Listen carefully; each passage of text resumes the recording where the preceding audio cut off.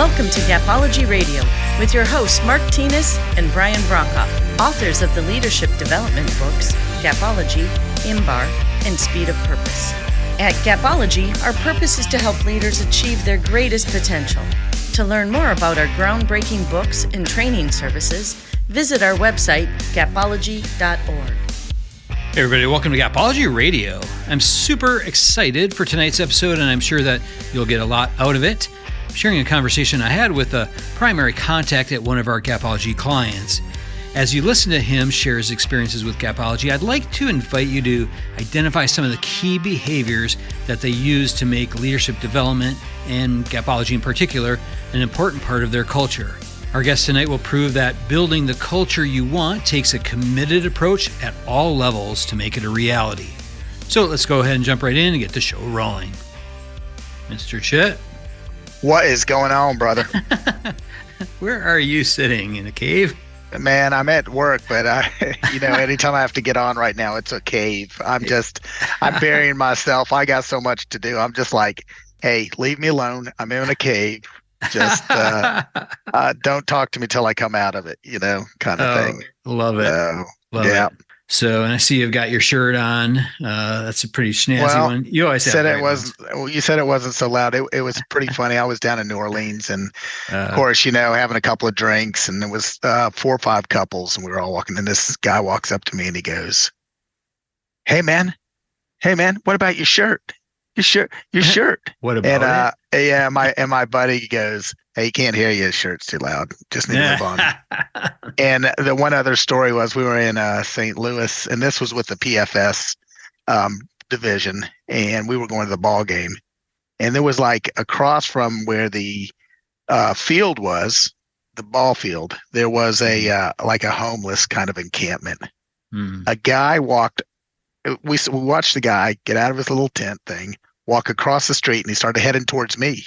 Oh, no. And everybody's like, "What is going on?" We go. and I had a pretty loud shirt on, and the guy goes, "Hey man, you must not have a girlfriend with that shirt," and just started laughing and walked away. Oh, I'm like, well, there you go. Yeah. All right, it's fun. It's fun. So yeah, wow, it was good. It's always a good conversation starter. Yeah, it's generally the socks match the. And it started off with the socks being kind of crazy. And unfortunately, at my age, I used to just wear, growing up, the black and blue socks. And then I got to be older and couldn't tell them apart. I'd show up to work and one would be black and one would be blue. So I got rid of all of them and said, now we're just going to do crazy socks. I know if they'll match. That's a good strategy. Exactly. Yeah. And everybody thinks you're trendy and you just want to go, yeah, I am. Yeah. I'm just trying to make it easy on myself. Exactly. See, I just buy all the same kind of socks. They're all black socks. Everything's black. All right. I used to have like an assortment or whatever, but I threw them all away maybe 2 years ago and just bought these short little top black socks. I can wear with shorts and at like you were saying, I mean, at my age, I really don't care about image and all that kind of stuff as much. Yeah. But it all works for me. So well, and yours is a better way to go about it, because I don't really collect socks. I do it because, of what I just told you. But now when people see the socks and they see other socks, they're like, "Hey, look what I got you." And now I have this drawer of 6 billion socks, and I'm like, oh yeah, that's always the trouble when you tell somebody that you collect something or you're into something. That's all you're going to get for Christmas and birthdays. Yeah. Exactly. For a while there, all my wife got were chicken things, and then it was owl things and all this. And her sister gets pigs and turtles. And she's like, I just said once I liked them. It doesn't mean got a friend just like that. She said she had one picture of a giraffe at her house, and she was having a big party. And she mentioned that, oh yeah, I kind of like giraffes. Not like I collect them, but for 2 years. And she finally said to the whole group of people, "I do not collect giraffes. I should have told everybody, but I need to stop the madness." So. Right. Yeah, that's funny. Oh my gosh. My wife gave me a Bigfoot hat. Because at one point, maybe, 6 months ago, I was like really into watching all these reality Bigfoot hunter type shows or whatever. I'm there. Yeah, yeah. And I'm like, okay, we got to be careful here. I don't want my whole house filled with Bigfoots. Yeah. So Or is it big feet? No, it's big, Bigfoots. yeah, Yeah. yeah. I think it is Bigfoot's.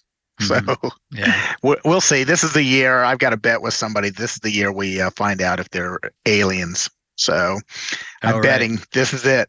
This is it. That's the only thing we're waiting on now. That'll make the 5 years complete. Yeah. COVID and everything else. We end on a big aliens are real thing, and they're talking to us now. We're good. Yeah. Yeah. Yeah. Okay. Cool. All right. I'm so excited for today. For our listeners, I can't even tell you, you guys are in for a massive treat. Today's guest, I will tell you, is literally my idol when it comes to learning and development. He is, if I had a picture of the king of leadership development, learning and development, it would be a picture on my wall of Chet.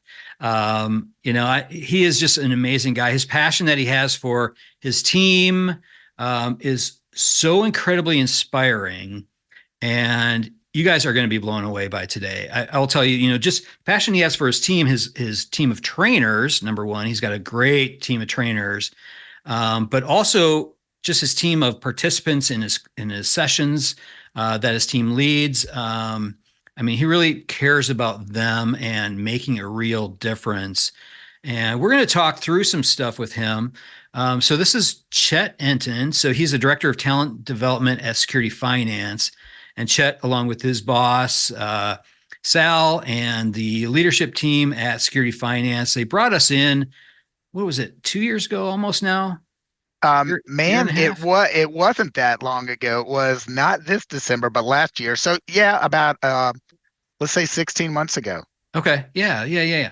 So we came in and we started with just an initial workshop with their leadership team, and it expanded beyond that. And I'll just say, in the 14 plus years of us doing this at Gapology, there has never been another organization that's made a greater commitment to not only learning Gapology for themselves, but adopting it and rolling it into the entire foundation of their business.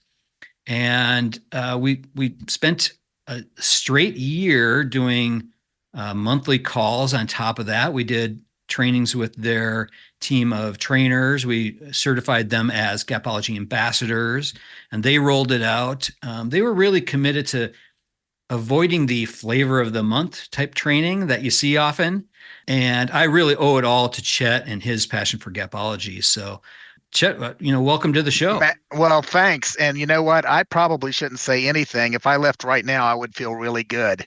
So Well, good. I really appreciate everything you said. But this was an easy thing to do, and I'll share the good and the bad and the ugly through this if you're okay with that. Yeah, absolutely. You had asked me a little bit about my background. I've actually been fortunate to have two really great careers. I started off in the hospitality industry, probably like a lot of people who are listening here, waiting and bartending, and then, managing restaurants, becoming a district supervisor until eventually the company I was with was their largest franchise. I was able to develop their training for them.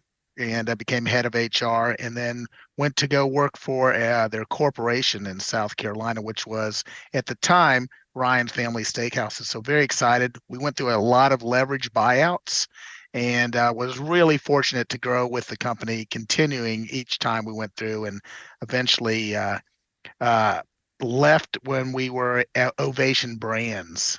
And just a fabulous career. I reported directly to operations, so I really got to get my hands involved in making a difference. Then I went to where I'm at now, which is a great company, Security Finance. We do small loans. We're actually one of the largest privately held small loan companies in the U.S.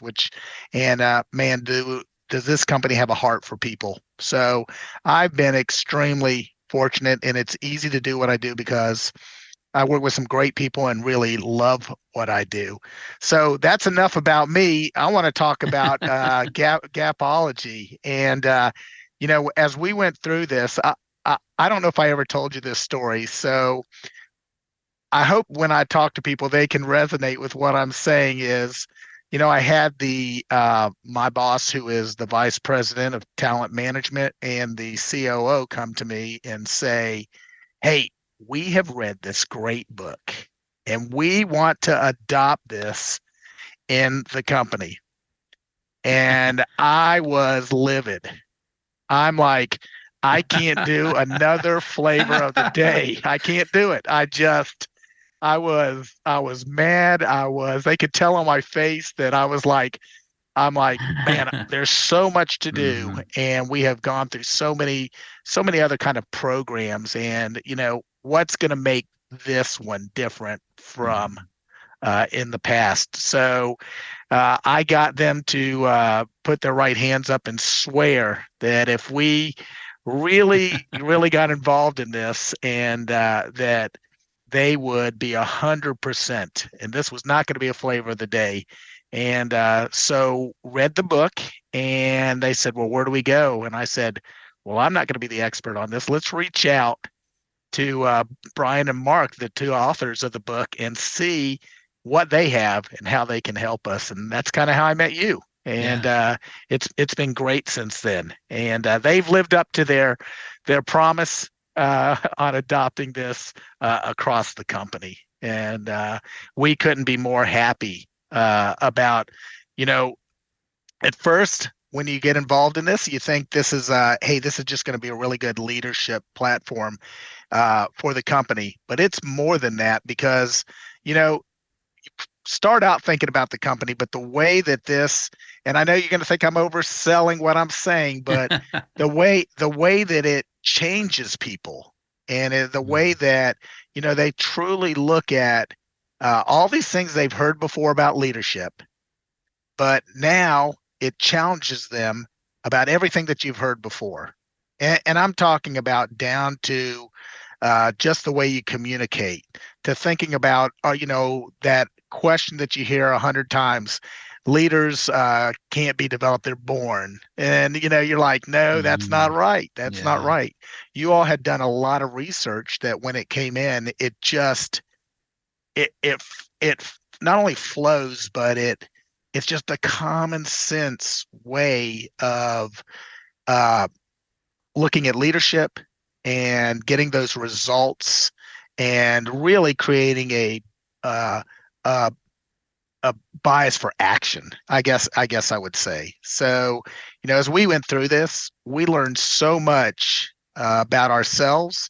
We learned so much about the company at every level of the organization. So this has been great for us, and we continue to do. As a matter of fact, I'll give you a story that just happened a couple of days ago. I had somebody come to me and go, I really need something to kind of help my leaders. Do you have anything in Chet that's has anything to do with some characteristics of leadership? And I just started laughing, and I'm like, "What?" They're like, "Well, do you already have something?" I'm like, "Yeah, and you do too. Remember Gapology? Where are you in your Gapology? We have 10. We have 10 of those right now. That how are your people? As far as an A player, how can you rate them on each one of those? Do they Mhm. have those downs, because they're going to make a difference? So, you don't have to go anywhere else. It's all right there, and it's a really good blueprint for growing leadership. Actually, for your succession planning on how people are adopting this, and you get to see it, because again, you'll hear me say the word as we talk a whole bunch about behaviors. You've got to wrap your head around behaviors. Mhm. And you challenge the norms and everything that the way you've thought. And Mhm. if you're not, you don't have that thing that says, or if you're saying, well, I've always thought that, then no, you don't have it, because this Mhm. is a different way of thinking about things. Right. There's so many things that had impact. For instance, people being, um, how you would say, self-reflective. Mhm. I mean, right from the beginning, you challenge the individual who's involved in this program to say, "I'm the gap. I may be the gap." Yeah. Until this time, that's not even on somebody's radar. Yeah. So Right. I mean, there were so many epiphanies in this. There's so many paradigm shifts that it just wasn't one thing. it was another. Mm-hmm. You started the program with us, and then you left a week later. Well, 2 days later, Vic had his meeting with his senior execs, and the first thing that came out was everybody wanted to show how much they knew, but it was just so funny. They hadn't left, they hadn't talked to any of their people, but they started out with their presentations with, well, I've got some action gaps. Oh, And you just want to throw your hands up and go, you missed yeah. it. How do you know? Right. How do you know? Who did you talk to? Yep. What did you do to get to this point? And it was because of that. You get to a certain level, I think, in an organization, and you're just focused on the results. Mm-hmm. You don't even have your head wrapped around or even considering the behaviors that got you there. Yeah. The Right. actions that had to happen. And, that's just one of, I would say, a dozen items that challenge an individual, especially Mm-hmm. someone like me.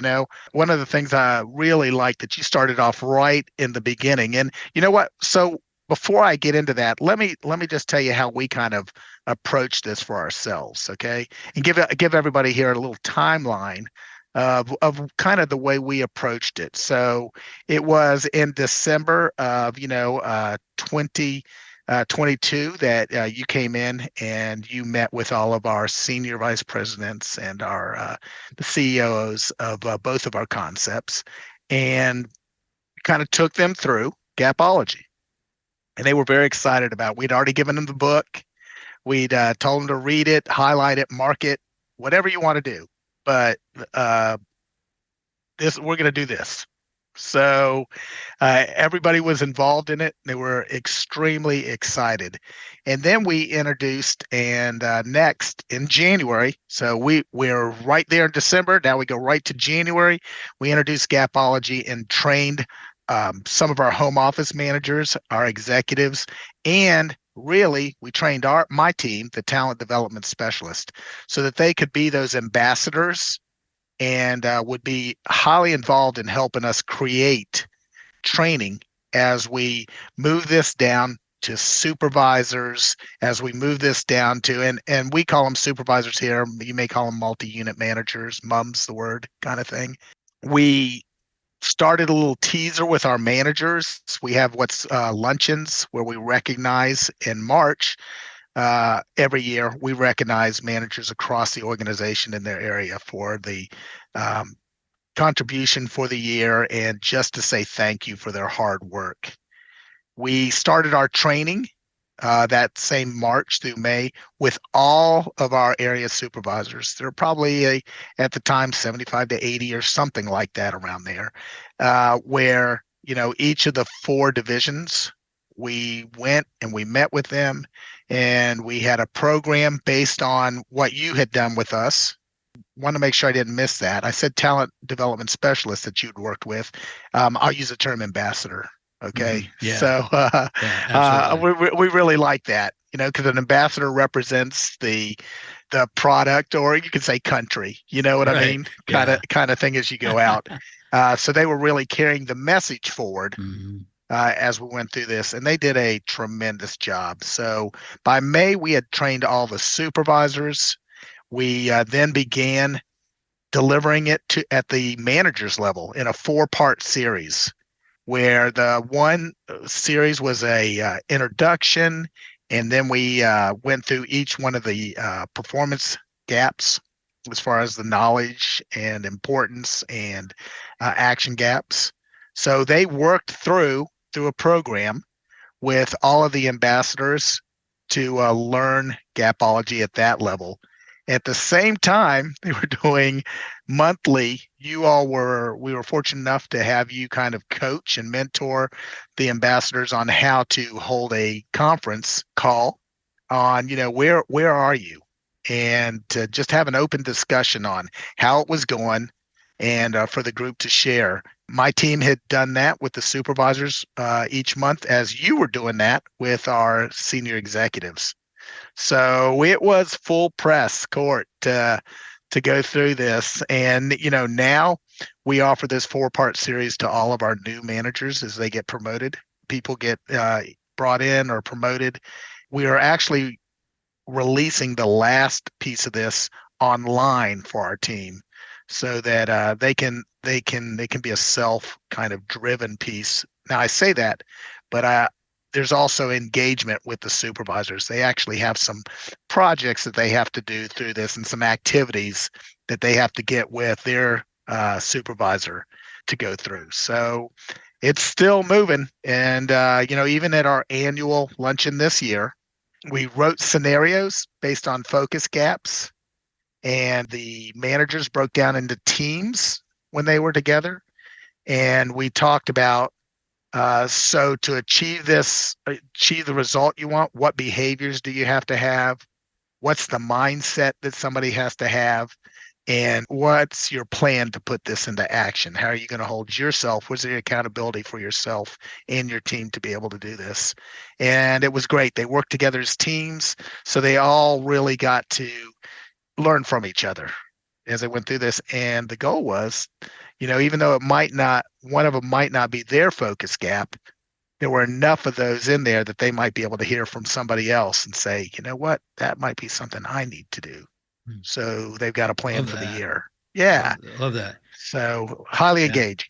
Yeah, I love that scenario option. So when you go through a normal Gapology workshop, we have focus gaps that we focus on. So we try to teach through the lens of whoever our client is, whatever their business is, the actual gaps that they're facing in their real world.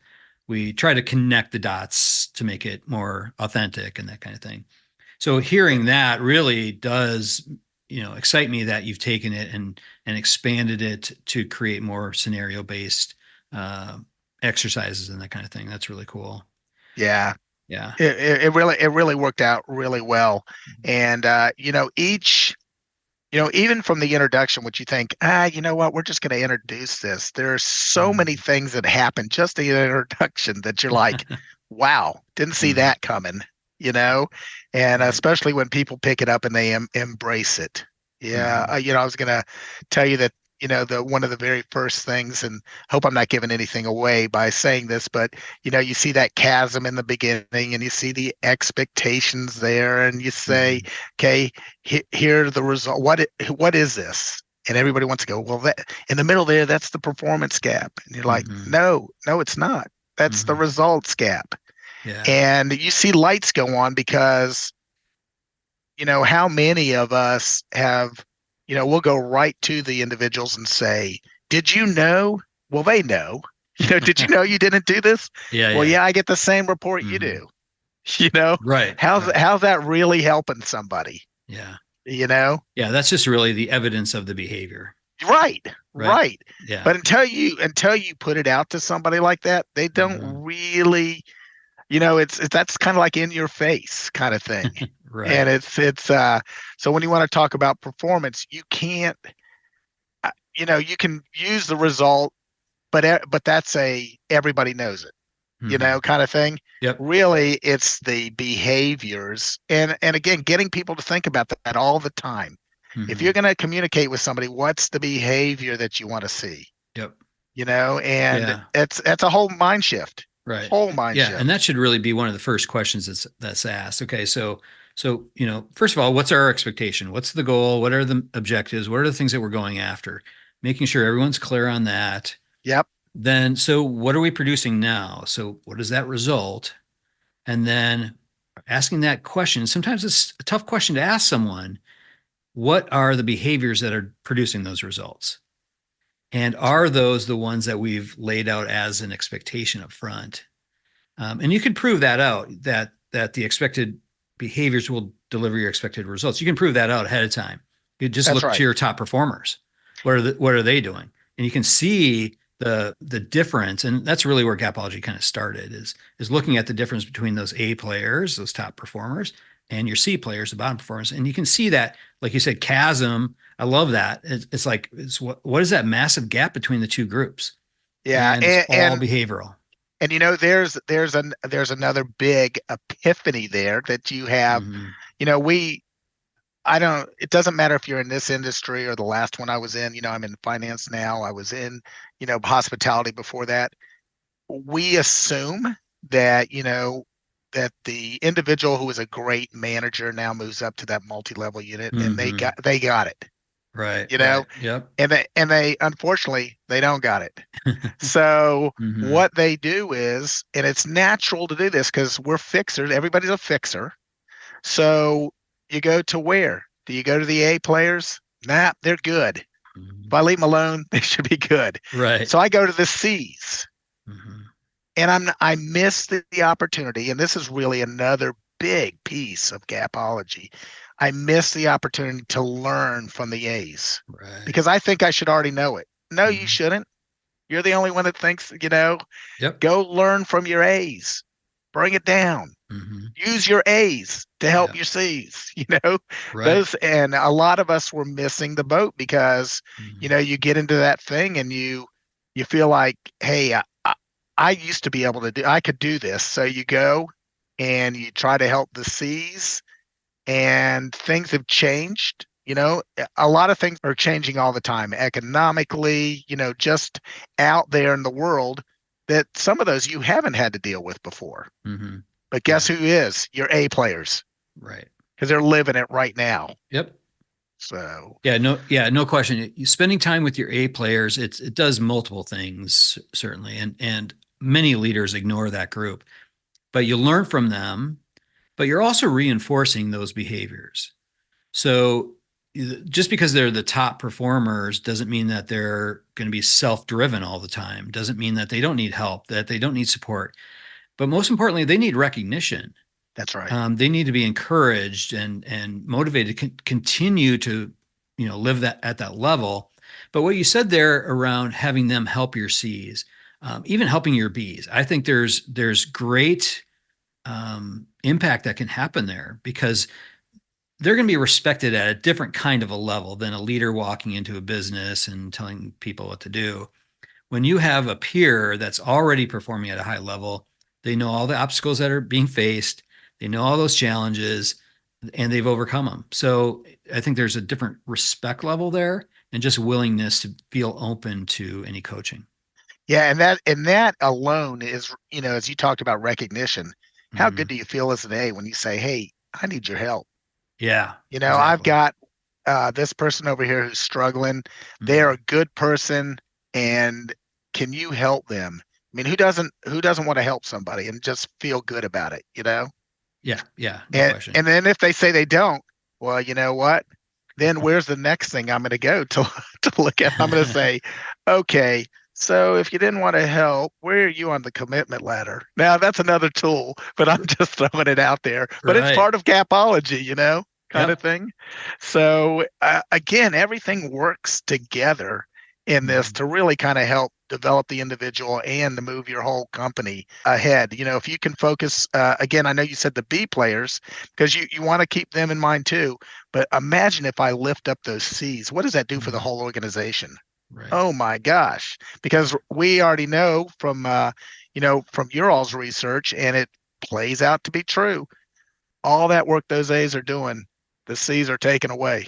Yeah. Yeah, it So cancels it out. that's right. Yeah. It cancels it all out. So you're Yep. like, oh, I got to do something here. Right. Yeah. So Yeah, and yeah, it's kind of a sliding scale. So you're continually trying to improve everybody, right? that's right. But all that wonderful work that those A players are doing just gets wiped out by the C players. And so, trying to move those C players up to B and then on to A, I mean, that's really it certainly helps your business overall, but it helps your team. I love what you said at the beginning that your organization has a heart for the people. And absolutely, I saw that play out where, I mean, talk about a commitment to just leadership growth in an organization to spend everything that Chet talked about, to spend all that time, that focus, dollars too, but spending all that time on the team is a real commitment to helping them. And yeah, sure, there's a return on that, but what I saw was beyond that. It was really that real desire to help your team, and it was an exceptional thing to witness. Yeah, and I appreciate you saying that because that's what we feel. Hmm. Again, I think it's Maya Angelou who says, people won't remember what you say, but they will remember what how you made them feel. Yeah. And Yeah. that's really where you want to get to while you're Hmm. here. I can't tell you how many people have looked at me as we've gone through this, and said, you know, well, man, maybe it's me, that kind of Yeah. that kind of thing. And you're Hmm. like, well, let's take a look. What are you doing? Where are you spending your time? And how are you communicating? There's a whole section in the when we get to the importance gap that we've adopted that not only for our emails, but just the way you communicate with somebody when you're talking about the communication for the importance gap. And it's just a super simple way when you communicate. So Hmm. we love that piece of it too. What they need to know, just three things. What does somebody need to know? Why it matters, and then what do you need to do? Yeah. You know, Right. it fits for everything. You think about all those big long emails that people write. If you just put those three things in there, Yeah. man, it's you got the whole message in there. So Right. we've actually kind of used a lot of that for our training too. So Hmm. it's we've kind of morphed a lot of these lessons that we've learned to help Hmm. us across the organization. Yeah. So it's Yeah. been really good. And it's interesting that the leaders that we saw that were consistent A players, winning leaders, the missing component that often happens is that why. So, we're always good at telling people what to do, but what do they need to know? Why does it matter? What do they need to do? It's that middle piece I always saw that was missing in the underperformer. The why that matters, people need to know that. They need to know intellectually what they need to do. They need to have the physical skills, but having that why that it really connects with them at a much deeper level. And Yeah. that's where you're going to get that performance that happens after your conversations. You're building wisdom, you're building insight into your team members by doing that. Yeah, when you tell them the why, then they can make their decisions. Hmm. They can make the decision based on the why. Another big mindset piece, if you want to call it that, as you think about is I don't know how many people just, well, of course they know why. And you go, well, Just did you tell assume. them? Did you Yeah. tell them? Well, no, but they've been with our company forever. Oh, yeah. And you're like, what? You know? And that's where one of those false thoughts come from, if that's what you want to call it, is when you introduce this and somebody's been with their company. We have some really long tenure here. Hmm. And you have somebody who's worked for a long time, and you talk to the leader, and the first thing they want to say is, well, they've got an action gap. Hmm. And you go, Yeah. well, how'd you come up with that? Well, because they've been with us 20 years. Hmm. Well, do you know they know how to do it? Well, they've been here 20 years. You know, do they know why? Well, they've been here 20 years, and you're like, did you tell Right. them? Well, no, but, kind of thing. So it's like, where do you start? And Hmm. again, so simple. You start at the knowledge gap. You look at, and that's another thing that I just really love. So you start at the knowledge gap. And the other thing, I love to hear some of these things and then it sticks to me. How about this? Root solutions instead of root causes. Man, Hmm. what a whole different way to look at that, Yep. because you really do want to focus on the solution. But so many of us were taught, you know, root cause, root cause, root cause. Hmm. Well, I get it, but you know what? How about root solution, root solution Yeah. to to change that, So you go from knowledge, and then once you get rid of the knowledge, they got it. You go to the importance, they got it. Now you go to the action, and Hmm. uh, it just leads you. It eliminates the other things so that you can focus on that piece of it, you Yeah. know. Right. So Yeah, absolutely. That those three questions that you mentioned, that's really your way to autopsy things. Just looking at it through that lens that helps you to look at. So the knowledge gap is the what and the how. So does my team know what to do and how to do it? The Importance gap is the why and the when. Do they know why they need to do something or when they need to do it within the scope of all their competing priorities? All those things. We all have Yep. competing priorities. And then the action gaps, are they making the choice to take action? And those root solutions, that really is our solution for closing those gaps proactively or reactively, however. But yeah, so building your framework of how you lead around those things, there's all the answers are right there. Yeah. Mhm. So and from my old life, and stuff like that, always been taught to, you said it was funny, you said proactively or reactively. We try to stay away from the reactively here. And we always use the example. I think I heard this years ago that, if a doctor tells you you're having a reaction to the medicine, that's not so good. But if you're responding to it, There you go. yeah. So that's a Like pretty that. positive thing. So we'll say, hey, how are they responding to this? Yeah. So Yeah. Love that. as we go through it, it's just a way to have a little bit of fun with it. And yeah, this is just what you just said there alone. If we had just adopted that, that would have been really kind of transformative for a lot of our areas. And I'm a big believer that people want to know what they need to do to be successful.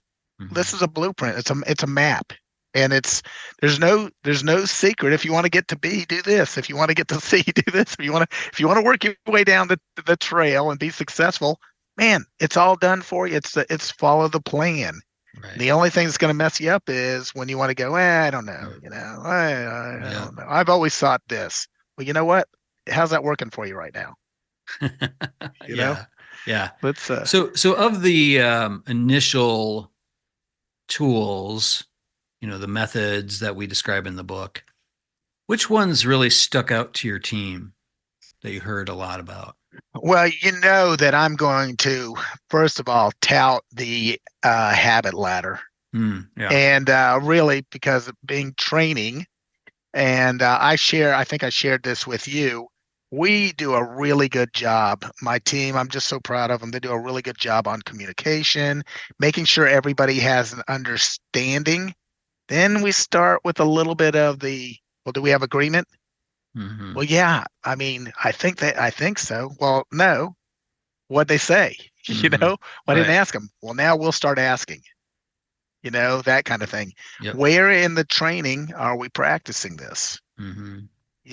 And well, we have a couple of role plays that we do in this. Yeah, but you know what? Where's the practice? Where are we practicing and making sure that they get it right? Because and then the next one is, so I know we can't do everything and we work through operations. So how do we create that habit? We did a lot of research on habit too. I think there was this 21 days is what everybody says, but you know what? That's a myth. I'm going to blow that up for everybody right now. If you go and read a little bit about how that 21 days happened, it'll blow you away. But really what is said about creating the habit is there's a lot of factors that happen in that. What's the person's past experience? What do they already know about it? What have they tried? But but the habit is, are they doing it without thinking? You know what I mean? Is it just part of automatic routine, that muscle memory kind of thing that they just put into place, whether they say it all the time or do it all the time, it's just something you don't even have to think about. Right. So that's one of my all-time favorites. And, I also like we were able to take a lot of the activities that were in here and have them grow not only through the gaps, but we rated the employees. Okay, now this wasn't shared with anybody, but we gave them an opportunity. Yeah, I wanted to make sure that they said this. This was not posted anywhere. This didn't go to anybody, and we made sure that everybody knew that. This was for you to kind of think about. So they got to rate that A, B, and C player. And look, it wasn't on the results because it was more of the 10 traits of an A player. That's what we wanted them looking at, because if we could work on those traits, we'll get those results. Hmm. So let's look at where they are in their A, B, and C. Easy to go down the list and say, oh yeah, that's my A, that's my B, that's my C. And I'll give you an example of that, which was really it kind of in your face a little bit. Was everybody rated this person a really high A player based on the results. Okay. Now, person left.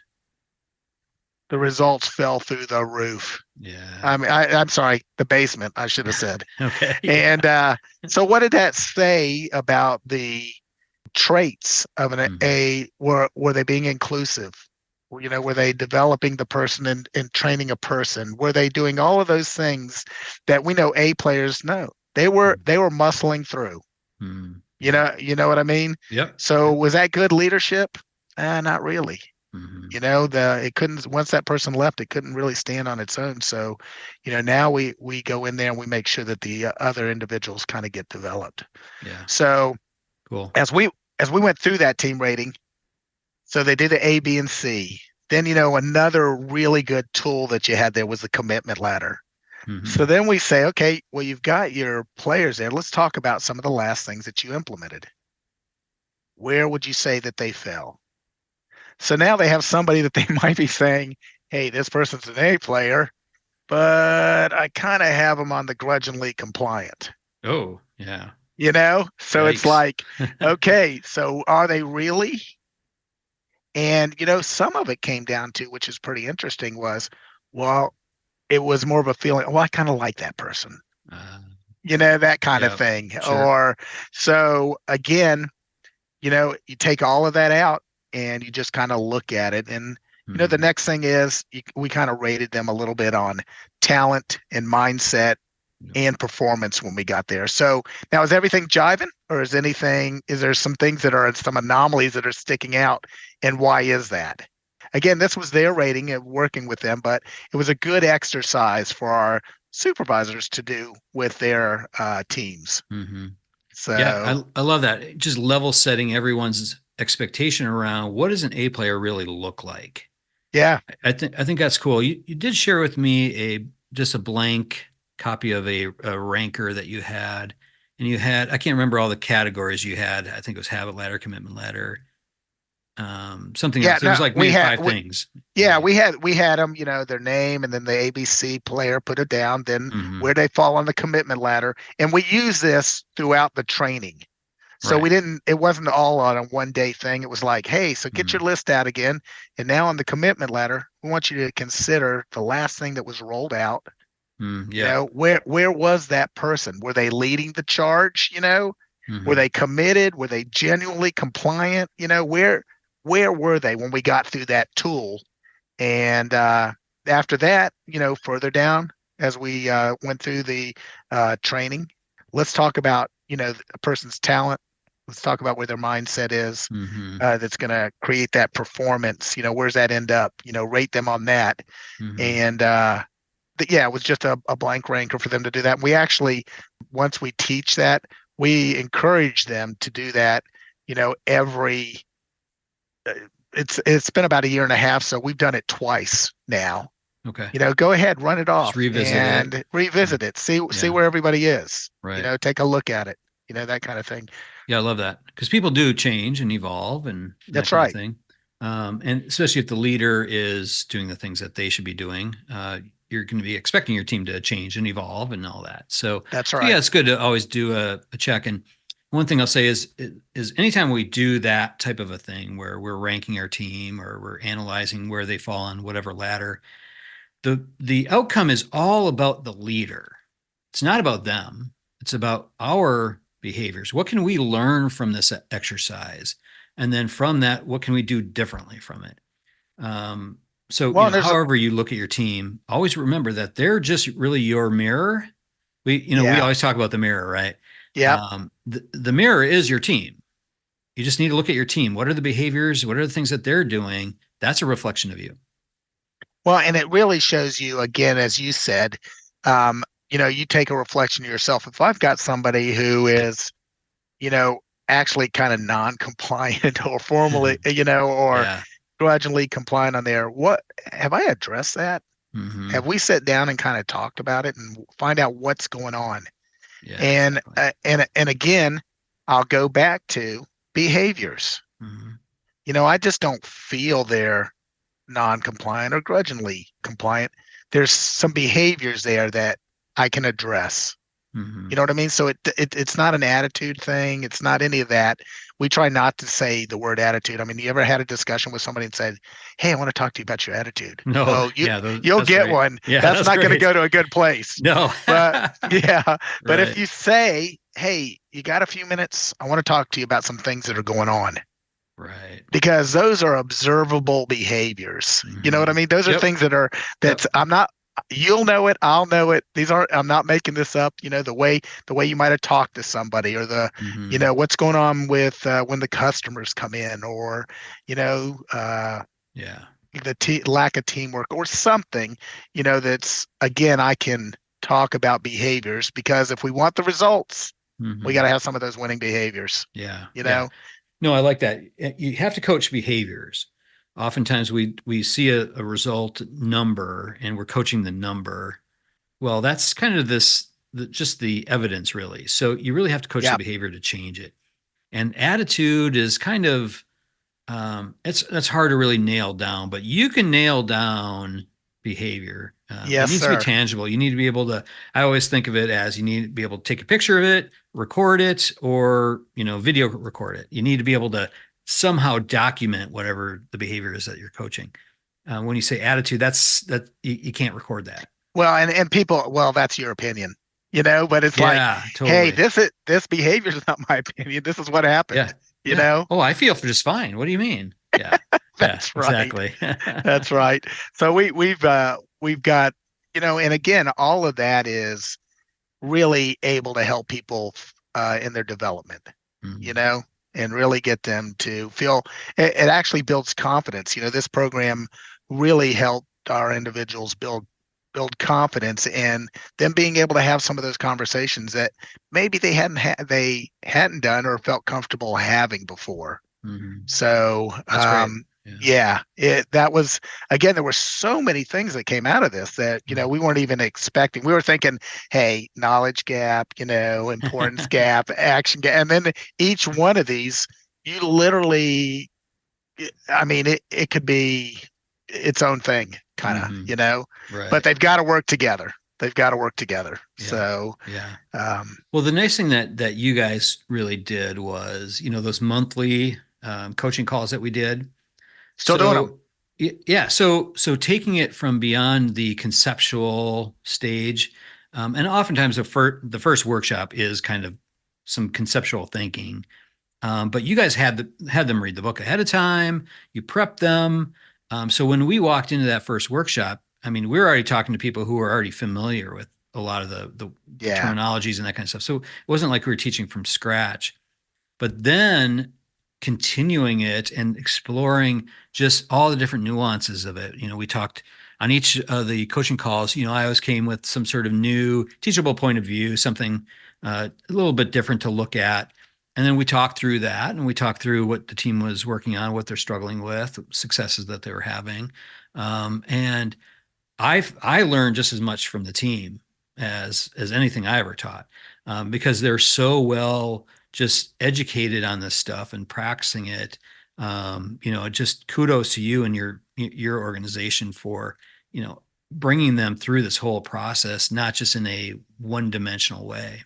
Well, I'm going to say thank you to you too, because you kind of, since you had been through this before, you were like, okay, watch out for this, and sure Yeah, enough, I again, that's right. not turning the terminology into what I call wallpaper, you Hmm. know, where people, they got a little bit of information, a little bit of knowledge, and now it's like, well, that's gapology. That's an Hmm. importance gap. And let's look and you're like, okay, time out, Hmm. time out, stop Yeah. it. Stop Right. saying that you're not allowed to put it in coaching visits anymore. You're not allowed to do any of this stuff unless you have identified, what the root solution is going to be, and you're going to write it in there. You can't use it.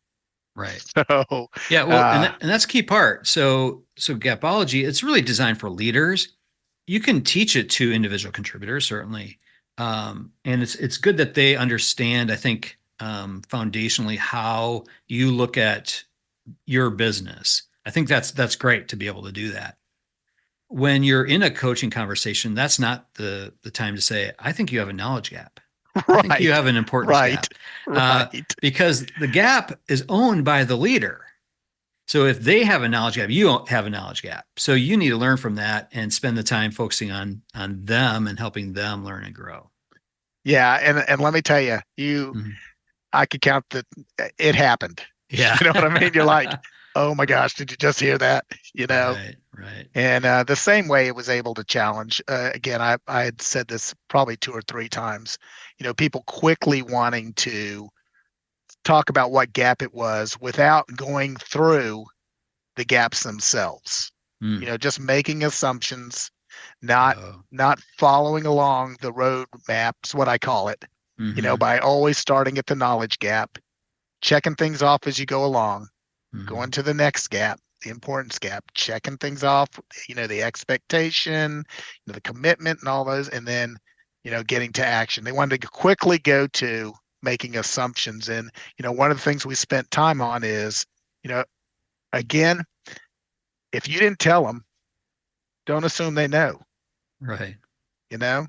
Yep. So Yeah, unless no, you can really clock that off. yeah, just asking them, how do you know? Right.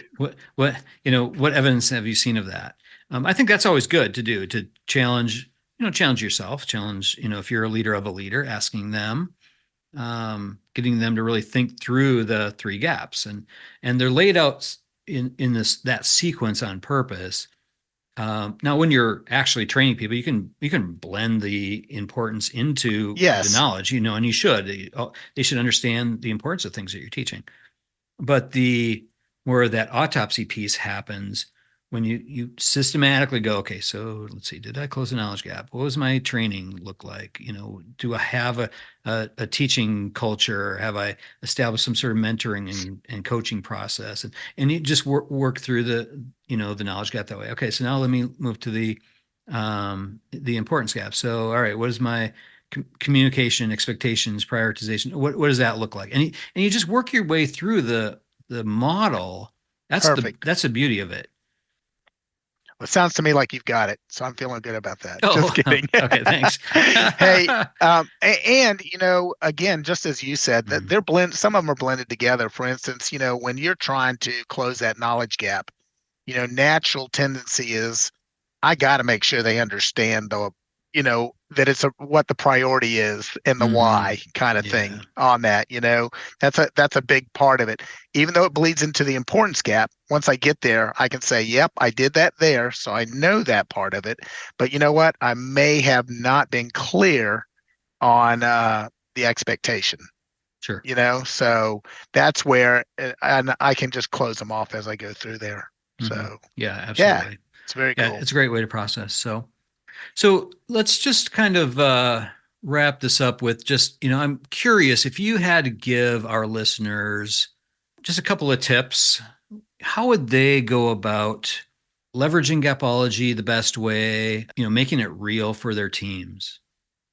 Yeah. So out of everything that we've tried before, and again, we've had some, coaching, crucial conversations and other things like that we've done before. This, you've got to have total buy-in from the very top. It's got to happen. They talk it, you talk it, you start off with that. And again, the way that, you had suggested that we approach it, we had gotten the executives in this and they were hungry for it after that. They Mm-hmm. couldn't wait to get their supervisors and, their state leaders to do that. Then once the state leaders, they saw it, they're ready for their supervisor. How quick can my supervisors get this, Oh, yeah. kind of thing. Mm-hmm. So that's one way, for everybody to meet and everybody to agree that, hey, this is what we're going to do and have that plan for it. After that, it's just for us, it was a whirlwind. It was full on. So we were learning as we were going. There are a couple things that for me that were huge, big revelations. One is I may be the gap. Yeah. That Right. was one of those things like, oh my gosh, I may be the gap, Yeah. Mm-hmm. The other thing that I think is really important, especially at the executive level, that you have to challenge is, when it comes to a focus gap, as what we're looking at, one size doesn't fit all. Mm-hmm. And people wanted to attempt to put everything in a bucket, and that's going to be good for everybody. Well, no, this one may be knocking it out of the park, and this Mm-hmm. one may be struggling with it. But when you do that, you you lose it a little bit. Mm-hmm. It's Yeah. not as personal. It's not as Mm-hmm. for me. And when I say for me, if I'm in that, I'm that manager, and you're saying, "Well, I don't have an issue with this." Mm-hmm. You've really got to spend the time to say, "Okay, what behaviors are going on that aren't getting that result for that one, for Mm-hmm. that one, and that one?" And it may seem like it's takes a lot of time. It really doesn't, because it's almost like you kind of creating, your behaviors at work, and now you can bring this to that person, and now you can bring it to that person. That Mm-hmm. that kind of thing. But when you group everybody up together, there are people in there. It's like one of those things where you go, "Hey, everybody did a great job." Well, not everybody did a great job. Yeah. Instead of saying, "You did a great job and here's why," and "You did a great job and here's why," and Right. that kind of Mm-hmm. thing. So that Sure. was another big one. People wanted to, as quickly as they could, just say, "Hey, this is our issue." Well, it's not everybody's issue, Right. you know. Right. And the other one is follow the process. Mm-hmm. Just follow the You don't have to invent anything here. You have to let it go and just learn from it. And again, we still, every time we're in a session or we're in something together, we're all learning from each other. As you said, you had learned a lot in those. We had learned a lot also. Mm-hmm. Every time we do it. The last two that I'll probably say is challenge the norms. If you Yeah. are thinking, "Oh, I know that," then you're not getting it. Yeah. Unless you know what, I feel Mm-hmm. like I read everything. I am, the good thing is, not only do I do training, but I love training. I If I have a hobby, it's reading something else to how can I impact somebody, and then really really going, "Oh man, this is great. I can't wait."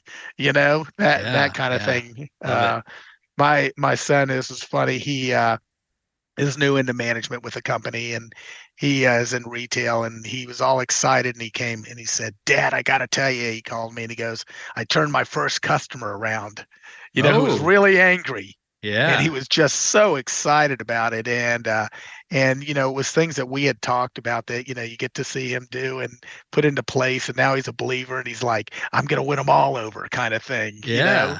that kind of stuff. So, and that's That's cool. fun. That's Mm-hmm. fun for all of us. I was just saying, that's conversations that we have. The other one is that if you're going to have a discussion with somebody, if you are going to go for this, you have got to, with everything that you do, what is going to be my bias for action? How am I going to create that?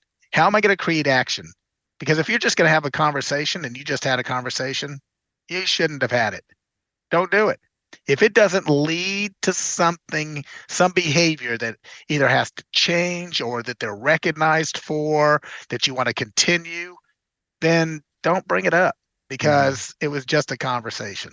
Right. You know, I, Yep. I would tell you that in everything that you do, what's the outcome here? Mm-hmm. What's going to be the outcome of this? Yeah. You know, Yep. so Love that. that's yeah. So Yeah, everything those in are Gapology is all about leading teams to action. I yeah, love that creating a bias for action. That's one of the top leader traits that we talk about, yes, sir. and it's one that really has always stuck with me. And you can see it in the leaders that are A leaders versus C leaders. They have that bias for action. They are always on the move, wanting to get things done, improving, growing their team, all of that. Yep. Yeah. That's what, I think it was Elvis Presley at TCB, taking care of business. You know, that's how you move. Shake it up. Shake it up. Shake it up. Yeah. Yeah. That's very right. Cool.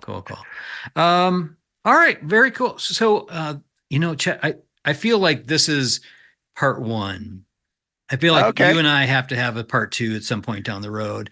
I'd love to hear, how things continue to progress. I know our listeners, I guarantee they're going to take, they're probably filling a notebook worth of stuff just from this one. So I'm sure you can also provide, continuous learning on this stuff. And if you don't mind, I'd love to have you back.